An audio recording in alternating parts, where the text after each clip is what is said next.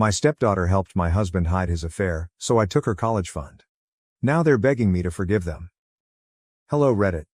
I need your aid right now since I'm in a difficult situation with my stepdaughter and don't know what to do. For reference, I, 42F, have spent 15 years with my soon-to-be ex-husband David, 44M. We've been married for 10 of those 15 years, and I loved him more than anybody else in the world. He has a daughter, Stacy, 17F, from a prior relationship. He and Stacy's mother were never married. They had a brief fling for a few months, but she became pregnant and opted to keep the baby. They'd split up just a few weeks before she discovered she was pregnant. They chose to maintain a friendly relationship so that they could co-parent the baby. Unfortunately, Stacy's mother died in a vehicle accident when Stacy was only 6 months old, leaving only David and his daughter. He informed me at the start of our relationship that he wasn't just searching for a wife, but also someone who would be a wonderful mother to Stacy. I was willing to do it since I adored children, and Stacy was only 2 at the time. I honestly didn't mind that he had a daughter. I was prepared to accept her as my own and raise her accordingly. I took our relationship extremely seriously from the start. After 5 years together, we decided to marry. Our relationship had ups and downs, but at the end of the day I believed he loved me as much as I loved him. I had no cause to suspect he might be cheating on me. Even a few months ago, we were discussing commemorating our 10th wedding anniversary with a family trip to some exotic location, and he was really pleased about it. People who cheat on their wives don't seem to be enthused about a family trip, so I didn't expect this. I discovered 6 days ago that he had been cheating on me with a coworker for the past 7 months. I was at work, minding my own business, when I received an email from a coworker. It contained all of the specifics of their affair.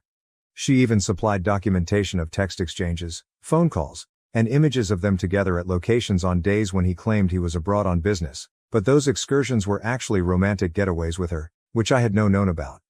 I was stunned when I received the email. I instantly went home, unsure what else to do. Nobody was home at the time because Stacy was out with a friend and David was working. So I examined those emails carefully again because I didn't want to have a breakdown at work. I noticed she had also included her phone number in case I wished to call her.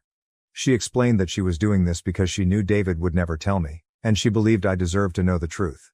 David had apparently been promising her for the last 6 months that he would tell me the truth and discontinue our relationship since she was uncomfortable having an affair with a married guy. I think her conscience had kicked in, or something, but David kept promising to tell me. I even saw screenshots of him indicating he was ending our marriage to be with her. She had initially believed him, but after nearly 3 months of waiting, she decided to inform me herself. After reading that email, I reflected on it for a time before calling her because the worst had already happened. I was still in denial, so I figured speaking with her would help me realize this wasn't a cruel prank, it was actually happening. When I spoke with her, she began by apologizing and explaining that she had no intention of hurting my marriage and had simply fallen in love with David. That was why she believed I deserved to know the truth. She went on to detail how the affair began, how long it had lasted, and all of the promises he had made to her, which were identical to those he had made to me at the outset of our relationship. My heart broke with each word she whispered to me.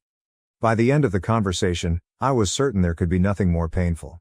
But then she revealed that Stacy had been aware of everything and had been assisting him in concealing his activities.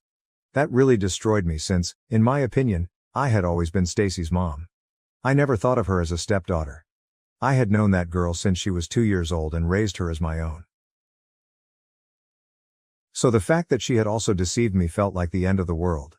His coworker informed me that whenever David needed to lie to me or cover up something, Stacy would make excuses for his absence and explain why he wasn't returning my calls. In exchange for her silence, he offered her expensive gifts. That explained a lot of recent events. David had been completely indulging her, which had never happened before, but I assumed he was doing well at work, so he was buying her lovely stuff. He had also bought me a lot of jewelry and clothes, so I assumed his new practice of giving us presents was due to his success at business, but apparently not. Knowing Stacy had been a part of this and had met her father's affair partner multiple times while keeping it a secret from me devastated my heart much more than realizing David had been cheating on me. After that phone call, I decided to pack my belongings and leave the house since I did not want to be there any longer, waiting for the two of them to return home. I felt terribly betrayed and could not stop crying. I didn't want David to have the satisfaction of seeing me like that, so I packed a few items and drove to a motel outside of town. I shut off my phone since I did not want to be called. I was upset that day and ended up drinking myself to sleep in my hotel room. The next morning, I had to switch my phone back on to report ill to work. That's when I discovered I had 1,000 unanswered texts and missed calls from David and Stacy, and I didn't want to respond to any of them. I also noticed a text message from a person at the auto dealership with whom I had been discussing purchasing a new vehicle. I had been putting off making the purchase since I wanted to save more money before buying it, which was pricey. I had also been saving for our anniversary trip and Stacy's 17th birthday, intending to give her a new automobile rather than buying one for myself. When I got that SMS, I remembered how I had planned to gift Stacy a car for her birthday, which made me angry. In a fit of rage, I decided to concentrate on making myself happy without regard for anyone else. The guy from the dealership had inquired if I was still intending on buying the car, and on a whim, I went down to the dealership and purchased a sparkling new luxury car. I hadn't planned to buy it because it was well out of my price range, but I didn't have to worry about it. Since I married David 10 years ago, I've been saving for Stacy's college education. I had intended to offer her access to that account as a surprise when she announced which college she would be attending. But now that I knew what had been going on for the past few months, I didn't want to surprise anyone except myself. I took money from that account to buy the fancy car, which I then drove to our house to face David and Stacy. When I arrived, they attempted to hug me and tell me how worried they were, but I didn't let them. I instantly revealed that David's coworker had contacted me, and I now knew the whole extent of what had been going on behind my back. I was quite unhappy with both of them. They both looked shocked. David, at least, had the foresight not to say anything because he knew the game was up. Stacy tried to speak with me, stating she was only trying to look out for her father and didn't know what to do. She burst into tears, claiming she was confused because she loved us both equally and wanted us to be happy, but I didn't believe her. I assumed she was mature enough to understand what was good and wrong, and she purposefully chose to do the opposite. Furthermore, I'm very sure the presents she was receiving from her father helped her keep quiet about the whole affair. I told her I didn't believe a word she was saying. I was so furious off and upset that I announced my departure from David. He should have seen it coming, because I doubt anyone in my position would have stayed after learning something like this. I informed Stacy that, more than David, I was disappointed in her. Husbands cheat all the time, and this isn't the first or last time a woman will experience it. But I'd always expected Stacy to have my back. Despite the fact that we were not blood relatives, I had never considered her to be my stepdaughter. I had loved her as much as my own, if not more. Her deception and betrayal affected me more than anything her father did. So I determined that the education fund I had been saving for her over the years was no longer something she deserved. I was leaving them both behind. It was difficult for me to say that, and I almost cried up because this had been my family for the last 15 years. But after telling her, I walked out without giving them the opportunity to explain and returned to the hotel. They kept phoning, but I refused to stop. They even followed me out, and I'm fairly certain they saw the new automobile I purchased. I drove away as fast as I could. After that, I wanted to block them, but I couldn't since I was still emotionally processing everything. They've been attempting to contact me for the past 5 days, texting virtually every hour and calling me, but I'm at a loss for words. So I just read all of their messages and left it at that. David had been trying to persuade me to forgive him for the first several days, but when he saw it was fruitless, he began apologizing and admitting that I deserved better. However, he began pleading with me to reconsider what I was doing to Stacy, stating she was only a child and did not deserve to suffer as a result of his acts. Stacy has also texted me along the same lines, confessing her mistake and requesting a second chance. She says she has always thought of me as her mother and is deeply sorry for everything. I had been ignoring everything, but yesterday I received a text from David saying he was tired of apologizing without getting a response. He demanded to know if I had any intention of returning to the family. That irritated me because he was the one who made a mistake, and he had no right to be angry with me. I instantly texted him back, claiming that I had already spoken with a lawyer and filed for divorce, which was false. I was still processing things and hadn't had the opportunity to consult with a lawyer yet, but he didn't need to know that. He didn't respond for about an hour, and when he did, he sent me a lengthy message accusing me of being selfish and the villain for responding in this manner. He stated he was fine with me filing for divorce and leaving him, but the fact that I chose to leave Stacy behind demonstrated how selfish I was. He told me that Stacy had been upset since I left, and that my unwillingness to allow her access to the college monies I had been accumulating for her had hurt her very hard. He was aware of the college fund but had not bothered to save enough money for her tuition because he trusted me to handle it. I remember mentioning the college fund to him countless times. He knew I had been saving cash to surprise Stacy, but I had no idea he had not saved anything for her school. Now that Stacy is considering going to college out of state, which would be even more expensive, it's unclear whether she will be able to attend her preferred college. David believes I am the evil guy for taking away the college fund and shoving it in her face. He doesn't understand why I won't let her have access to the money since I've always planned to give it to her. To him, it appears like I am using this one error to be selfish, especially since he saw my new automobile. He believes I should reconsider. Now I am torn on what to do. According to his words, I don't feel comfortable taking things away from a child only to teach them a lesson or punish them.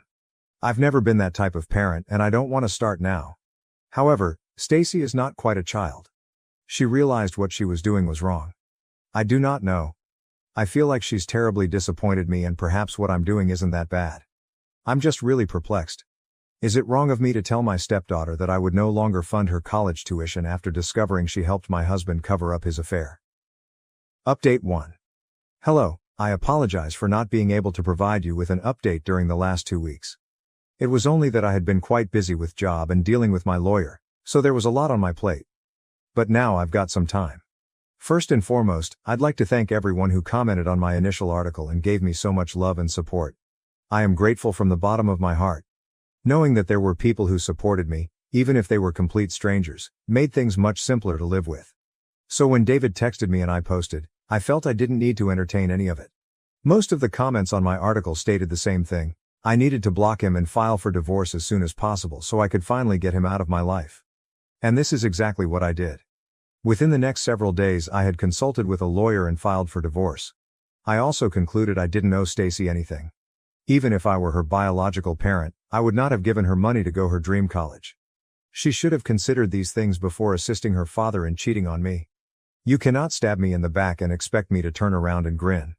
I'm sorry, but it doesn't matter how old or who you are. That's simply not how this works. David's allegation that Stacy was being punished for what he did was incorrect. She was being punished for what she had done, and I made it abundantly obvious when I last met with them in person. I declined to give her the college fund since she opted not to inform me about her father's infidelity. That is the reason, and I believe I'm being fair. If they want to be angry about it, they are free to do so, but I will not tolerate it, which is why I blocked them. They now have absolutely no access to me. They are still attempting to reach me by calling from different numbers, messaging from new numbers, and emailing me from fictitious addresses. It doesn't matter, because all I do is read the texts and emails while ignoring everything else. Update 2. I eventually found out what was going to happen with the divorce, and happily, David is not opposing anything. I hope we can have a calm and amicable divorce. It's been about 3 weeks since I discovered he was cheating on me, and my life has drastically changed. I had been living at a motel until last week, but it was becoming too expensive. Even though I had enough money to remain for a few more weeks or months, I opted not to waste it. So I moved in with a buddy, who has graciously allowed me to stay until I can get my own apartment. I've also begun to contemplate therapy for myself after a buddy, who is a licensed professional, told me it would benefit me in the long term. I am thinking about it. Perhaps the most significant change was that I quit my job. It is a tremendous issue because I have been working non-stop for almost 20 years. I began working immediately after graduating from college, and I had previously worked part-time. But I believe I need a break right now. I've accumulated enough money over the last 10 years to take a few months off, reorganize my life and launch my own business. That had always been the plan, but I decided to put it off until Stacy left for college so I wouldn't have to worry about money. Now that no one is holding me back, I can do whatever I want. So there's the plan. I'm going to spend these months developing a business model, looking for investors, and all that jazz. I'm actually looking forward to the future, even though I'm still sad about everything that has happened. I have also spoken with my parents about the divorce. I hadn't told them previously since I was still processing everything, but after speaking with them I posted an announcement on social media. I did not explain why, I simply stated that I was getting divorced. My close friends and family are already aware of what is going on, and they are the only people I care about, so what others say is irrelevant.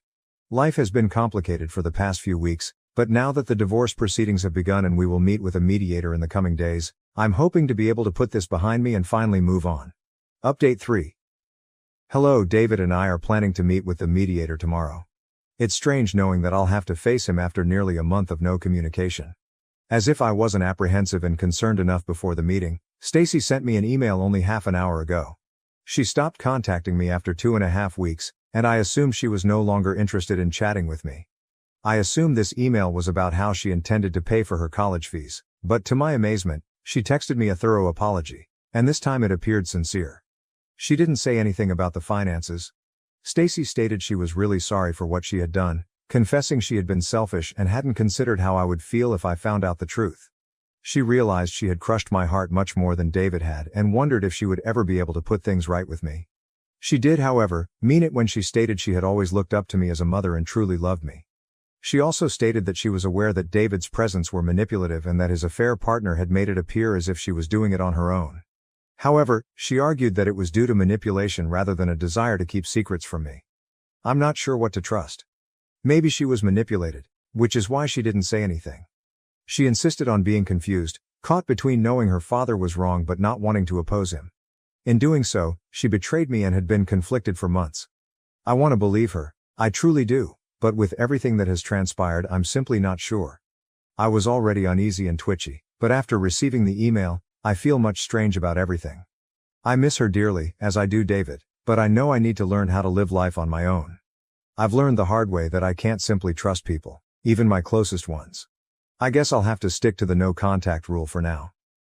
I also acquired a new apartment and moved in. I've been living by myself for the past few weeks and it's been enjoyable. My friends and relatives pay me visits almost every other day to check on my well-being, which I believe is quite nice of them. I don't feel lonely because I'm usually with someone.